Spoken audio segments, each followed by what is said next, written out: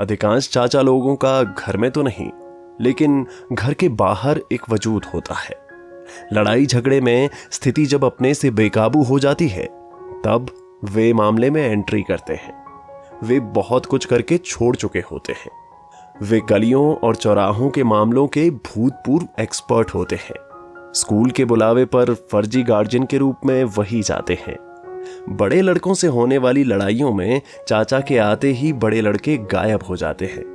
चाचा अक्सर अराजक से होते हैं, पढ़ाई में पिछड़ गए होते हैं। हम लोगों के बचपने में पढ़ाई छोड़कर घूमने वाले और घर के लिए समस्या बने लोग मोहल्ले के आदर्श चाचा होते थे और पूरी शिद्दत से सभी के लिए चाचा धर्म निभाते भी थे। सड़कों और चौराहों पर किसी भी प्रकार की अनहोनी के लिए वे गारंटी होते थे। वे मोहल्ले के लड़कों को गाइड, पढ़ाई और करियर को छोड़कर करते थे।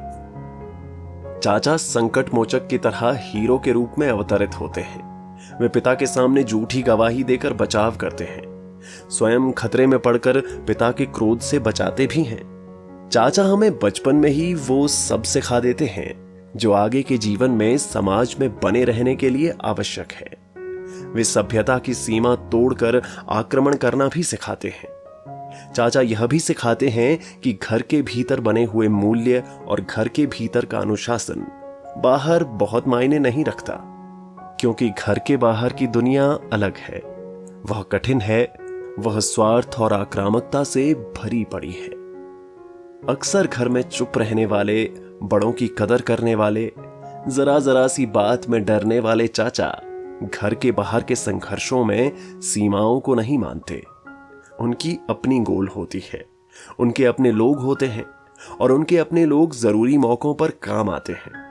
उनके लोग बर्थडे और पार्टियों में नहीं आते, लेकिन वक्त जरूरत पर पता नहीं कहां से आ जाते हैं।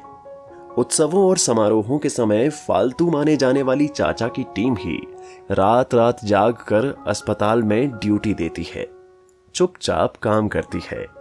कभी कभी आए हुए आपराधिक खतरों में अति सक्रिय होकर घर को सुकून की गारंटी देती है। अब चाचा की जगह पर अंकल आ रहे हैं। अंकल लोग सुख सुविधाओं को प्रदान करते हैं। अंकल बाजार घुमाते हैं। अंकल उदार होते हैं। अंकल हंसमुख होते हैं। अंकल स्मार्ट होते हैं।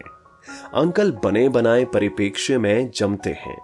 बने बनाए मौकों पर खुशियों को बढ़ाते हैं। लेकिन ज्यादातर अंकल दुख, पीड़ा और कष्ट के समय गायब हो जाते हैं। ऐसा नहीं कि वे सहयोग नहीं देना चाहते हैं। दरअसल अंकल में दुख, पीड़ा, कष्ट सहने की क्षमता नहीं है।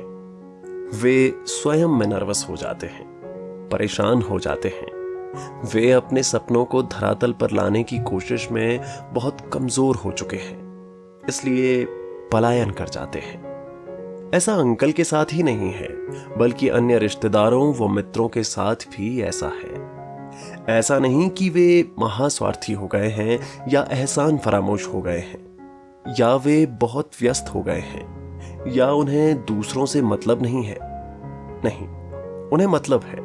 उन्हें गहरी सहानुभूति भी है और पहले ही की तरह उतनी ही शिद्दत से भावनाओं से जुड़े भी हैं। अब ज्यादातर लोगों में शारीरिक व मानसिक कष्ट, पीड़ा, तकलीफ सहने की क्षमता कम हो रही है। इसलिए हम दूसरों के संकटों और चुनौतियों के समय नदारद हो जाते हैं, और यह परंपरागत रिश्तों में भी दिख रहा है।